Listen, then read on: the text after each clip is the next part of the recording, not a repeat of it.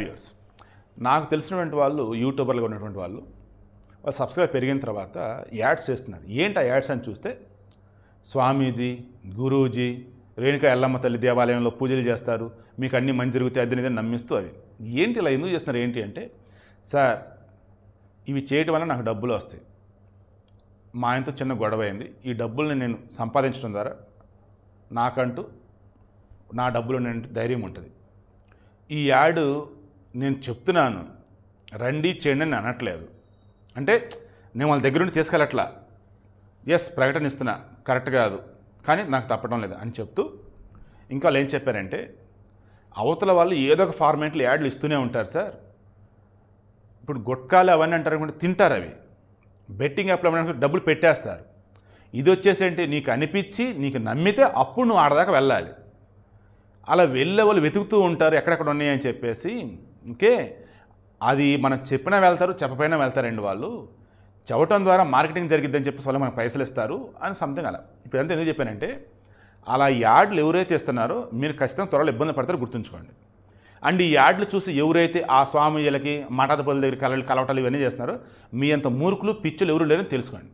ఈరోజు నాగోల్, హైదరాబాద్ ఉప్పల్ దగ్గర నాగోల్ ఉంది కదా, ఈ నాగోల్ దగ్గర వచ్చేసి ఒకళ్ళు ఈ రేణుకా ఎల్లమ్మ అమ్మవారి దగ్గర వచ్చేసి పూజారంటూ ఈ యూట్యూబ్ యాడ్లు ఏవో చూసేసి వెళ్ళేసి కలిస్తే వాడు పూజలు చేస్తా ఇన్ని వేలు అవుతాయి ఇంత అని చెప్పేసి 32,000 ఎంతో డబ్బు తీసుకున్నాడు, 3 తులాల బంగారం ఎంతో తీసుకున్నాడు.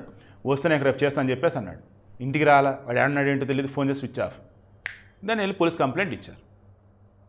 సో వీడికి ఇంట్రెస్ట్ ఒకే ఒకటి మరలా చెప్తున్నా, అమాయకులు ఎవరైతే ఉన్నారో, ఏ అమాయకులైనా తెలియగలని ఎవరైనా సరే, దయచేసి ఈ యూట్యూబ్ యాడ్లా, బయట యాడ్లా, కమర్షియల్ యాడ్లా ఏవైనా సరే దండం పెట్టి మరీ చెప్తున్నా, రేణుకా ఎల్లమ్మనో లేదన్నప్పుడు అల్లానో జీసస్సో ఏదైనా కానీ మీరు భగవంతుడికి సంబంధించి మనస్ఫూర్తిగా ఆయన నమ్మండి, ఆ దేవతను నమ్మండి. చేసిన పూజలు హ్యాపీగా ఇంట్లో చేసుకోండి, లేదా గుడికి వెళ్ళి చేసుకోండి. అంతే తప్ప వాడి చేత ఆ పూజ, ఈడి చేత ఈ పూజ, వాడికి ఇంత డబ్బు ఇద్దాం, వాడికి అంత డబ్బు ఇద్దాం, కొత్తగా అవి చేస్తారు ఇవి చేస్తారు, ఇవి పిచ్చి పిచ్చి పనులు చేయకండి. ఓకేనా? వీడు శ్రీనివాసుడు ఉన్నాడు కదా, అఘోరి శ్రీనివాసుడు, ఆడికి ఆల్రెడీ ఒక కేసులో బెయిల్ వచ్చిందట. ఒక ఆమెను మోసం చేశాడని చెప్పేసాను కదా, 10 లక్షలు ఏదో, అందులో బెయిల్ వచ్చింది. ఇంకో దానిలో వచ్చేసి ఏంటి, అమ్మాయిని చీట్ చేయటం, మోసం చేయటం, అత్యాచారం చూస్తాం, అందులో బెయిల్ రాలేదు, దాంతో మరలా లోపలే ఉన్నాడు.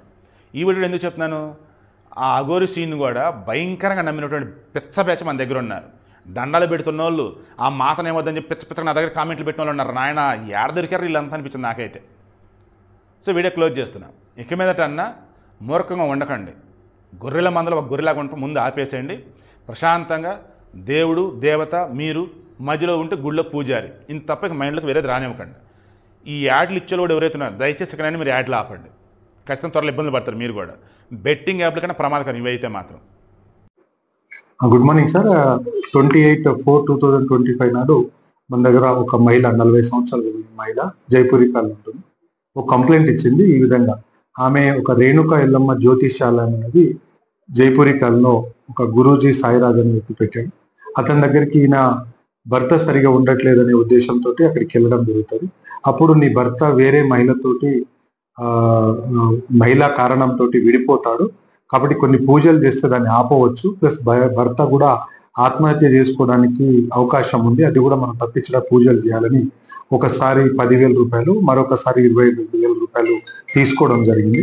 తీసుకొని తర్వాత మళ్ళీ అది ఏదో పూజలు చేసి ఒక నిమ్మకాయ ఇలాంటి రాగికి సంబంధించిన రేకు లాగిస్తే అది దిండు కింద పెట్టుకోమంటారు. ఆ నెక్స్ట్ డే కనబడకపోతే ఇది చాలా ఎక్కువ ఉంది, ఇంకా పూజలు చేయాలని చెప్పారు. తర్వాత డబ్బులు కావాలంటే మోసపోయానని తెలుసుకొని మళ్ళీ గట్టిగా అడిగేసరికి ఆయన ఫోన్లు లిఫ్ట్ చేయకపోవడం, అక్కడ నుంచి కాల్ చేసి వెళ్ళిపోవడం. దాంతో మా నాగోల్ పోలీస్ స్టేషన్కి వచ్చి ఆ మహిళా కంప్లైంట్ మీద కేసు కట్టడం జరిగింది. అతను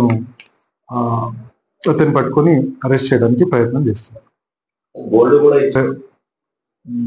బలవర్ణాలు ఒక్క నిమిషం.